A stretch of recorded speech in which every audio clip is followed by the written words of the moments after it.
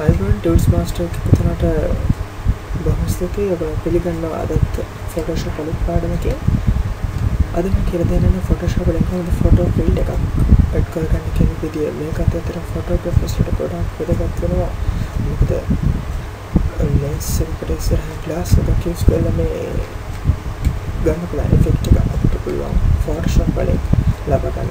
අතර මේ ඔප්ෂන්ස් තියෙන්නේ CS version solid උඩ CS2 CS3 CS5 CS6 use කරනවා නම් ආඩම options use කරන්න පුළුවන්.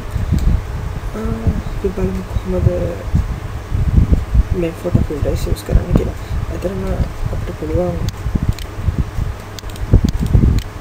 මේ photo එකට ඉස්සරහින් ක්ලික් වර්ණයක් දෙන්න.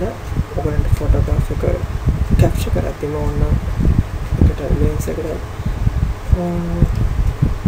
lens filter එකක් දාලා ඒ color එකට ඒ color tone එකට හරියට filter එකක් use කරලා ඔයගොල්ලන්ට පුළුවන් ඒ color එක ගන්න. එහෙම ඔයගොල්ලන්ට filter එකක් නැත්තම් ඔයගොල්ලන්ට පුළුවන් Photoshop වල තියෙන option එකක් photo filter කියලා. මම අල්තරම තියෙන photograph එක මුලින්ම image adjustments photo filter photo filter click කරපු ගමන් ඔයගලන්ට image එකේ වෙනසක් වුණා. හිතන ඔබ දැක්කා මේකට warming filter එකක් මේ automatically add වුණා. අපිට අවශ්‍ය නම් cooling filter එකක් use කරන්න පුළුවන් පොඩ්ඩක් blue ගතිය වැඩි වෙන්න. එහෙම නැත්නම් අපිට අවශ්‍ය color එකක් මේ විදිහට use කරන්න පුළුවන් red green magenta වගේ deep blue එකක් අවශ්‍ය නම් orange වගේ එකක් use කරන්න පුළුවන් vintage color එකක් වගේ. ඒ වගේම තමයි ඔයගොල්ලෝ blue color එක select කරලා ඔයගොල්ලන්ට මේකේ density එක වැඩි කරන්න පුළුවන්. අවශ්‍ය ප්‍රමාණයට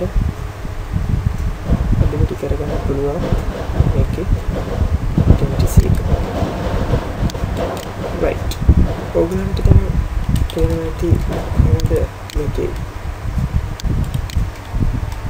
මම use කරේ photo filter කියන option එක. ඒතරම් හරිම ලේසි ඔයගලන්ට මේකට lens එකකට filter එකක් use කරලා photograph එකක් capture කරන්නට වඩා ලේසි. ඒ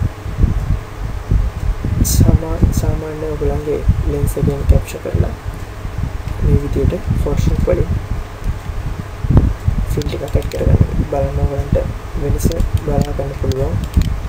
original photo එකේ filter එකක් add කරපු photo එකේ. එහෙනම් මම ගිහින් ආයෙත් හමුවෙමු Tools Master වලින් අලුත් Photoshop පාඩමක් එක්ක. සුබ දවසක්.